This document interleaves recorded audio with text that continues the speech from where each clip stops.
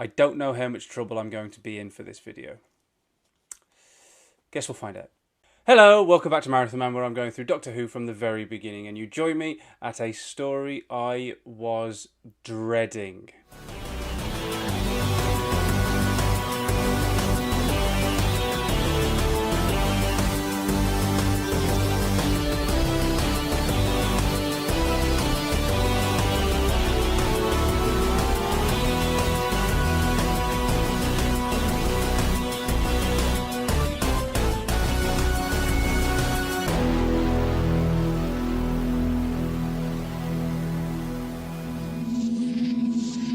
I came to Doctor Who just as it was leaving most other people, and so obviously I delighted in devouring what I could of the back catalogue in order to get caught up, while apparently, unbeknownst to me, debate was raging in fan circles about certain topics like, is the third Doctor a Tory, or whether or not the Celestial Toymaker was a classic.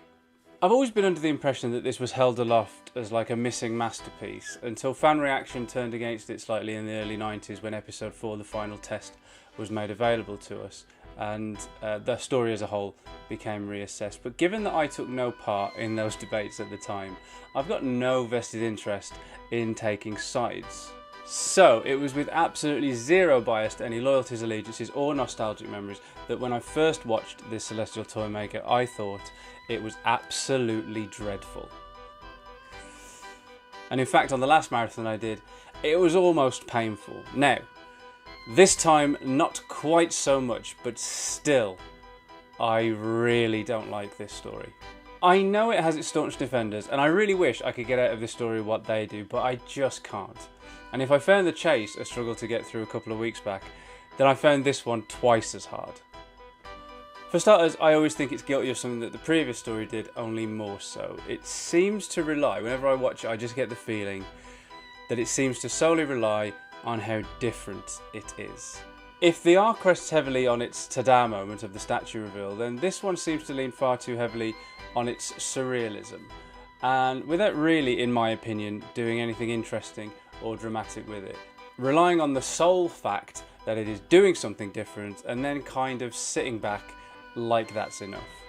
The dialogue is some of the worst we've seen yet in the show, and as per the show not treating her particularly well, much of it is given to Dodo. Have You Gone Invisible Again feels like it could be contender for worst line yet, and I'm including Take Them to the Security Kitchen in that. And at the story's close, she also gets the moronic We'll never see him again, will we, Doctor? To return to my point in my video about the arc, where I kind of suggested it's almost as if she's aware that she's the new companion in the programme Doctor Who, then that feeling is kind of, it feels like it's magnified at least tenfold here. She is being treated as one enormous cliche, asking questions that aren't just stereotypical of the Doctor Who companion, but stereotypical of really any kind of poorly drawn science fiction sci-fi, and quite, in my opinion, badly written questions to boot.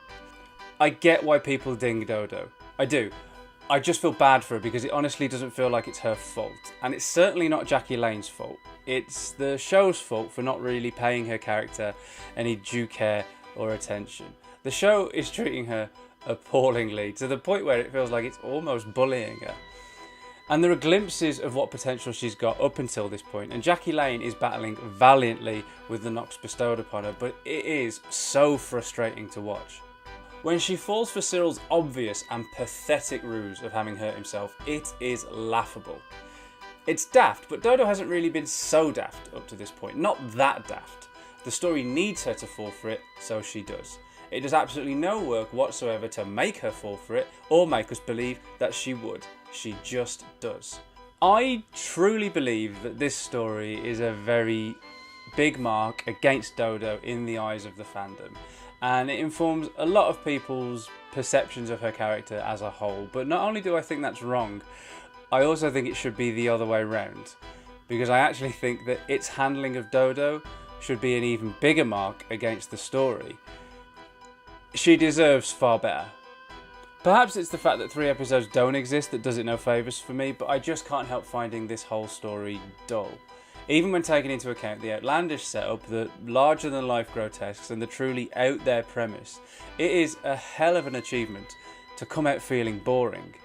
Later on, we have another story that is, you could be said to be in the same vein. It's surreal, it's out there, it's outlandish, and there are grotesques populating it. Now, of course, I'm talking about The Mind Robber. And spoilers for a little bit later on, I do think The Mind Robber succeeds in achieving that and accomplishing it better than the Celestial Toymaker, in so much as I don't think the Celestial Toymaker is at all successful in achieving it. I don't know how much trouble I'm going to be in for this video. Guess we'll find out.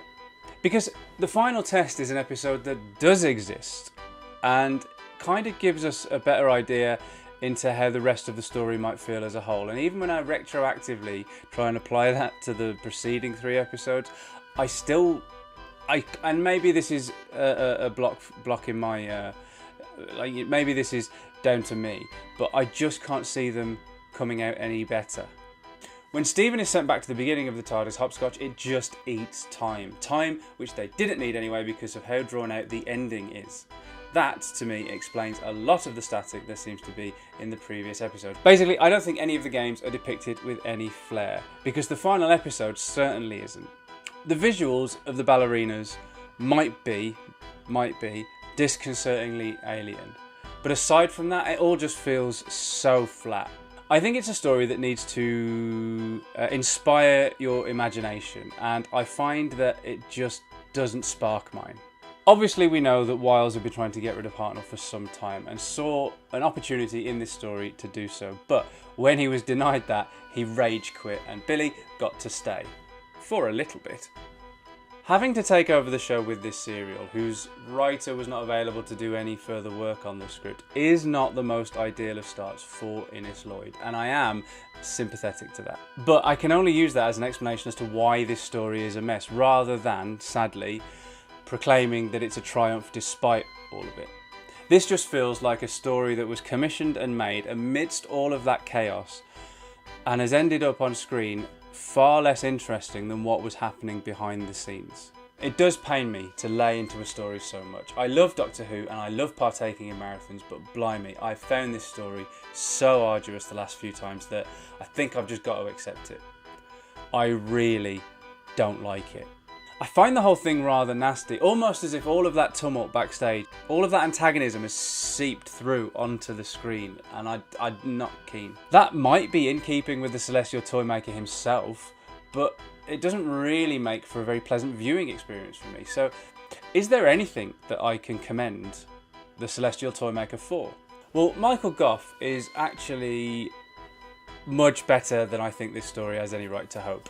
He is menacing in his pure stubbornness, and an absence of motive beyond boredom is really quite chilling.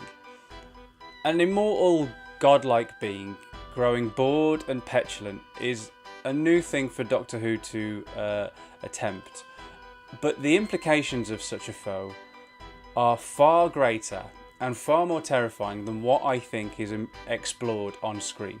Which brings me on to the ideas behind the story. They are genuinely great. They're just not fleshed out all that well. In terms of experimentation and imagination, Season 3 cannot be accused of just coasting along, and pushing into new areas should definitely be commended when it's done with vigour. It's just that here in this particular instance, it just feels so limp.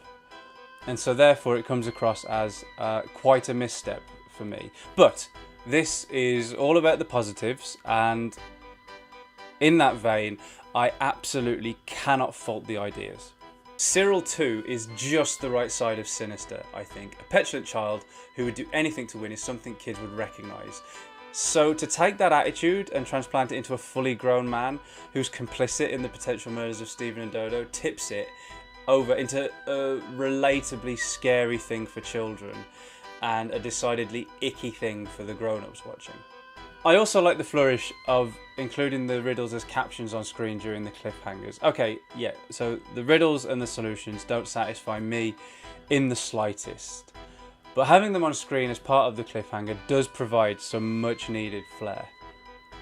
Peter Purvis, as usual, is brilliant. In the final test, he does a wonderful thing of trying to silently work out the catch while Cyril babbles on about the game. Now, this sort of thing, tiny yet significant acting choices, wind up being the largest casualty of episodes not existing. So how much more of this work goes unseen?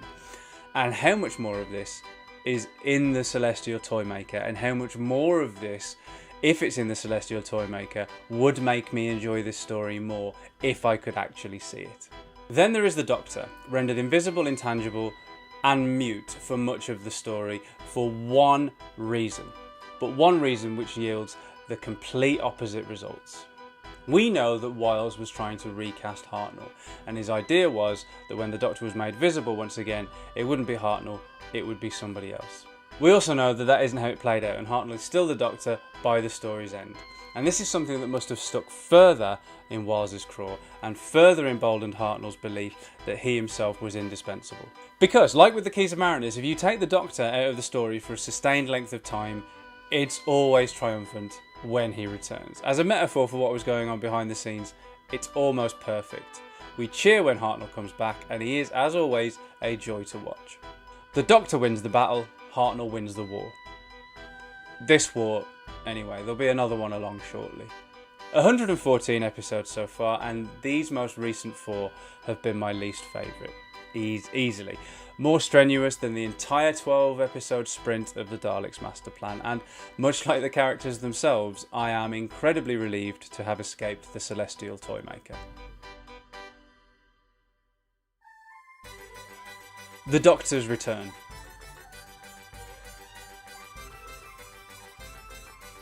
I mean, okay, okay, so I feel like I'm spoilt for choice here. Normally, I'm spoilt for choice for highlights, but this story just hasn't ticked my boxes.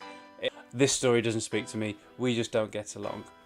But among all of the stuff that I think I could choose, the one that's most egregious for me is its awful treatment of Dodo. The show itself hasn't particularly been kind to her, but I think this story is the one that is least kind.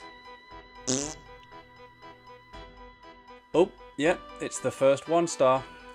And I don't feel good about it. Some people like dunking on stuff. Some people feel real satisfaction in tearing something down and being like, yeah, have that. 1 star, in your face. But it doesn't give me any pleasure to award any Doctor Who story 1 star. It doesn't really give me any pleasure to sort of like pick a story apart. But this exercise is Doctor Who as a whole from the very beginning. I'm not here to intentionally shit on stuff.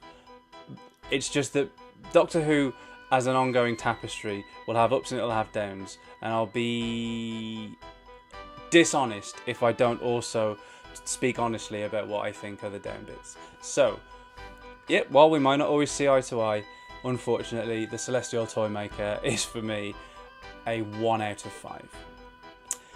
There we have it.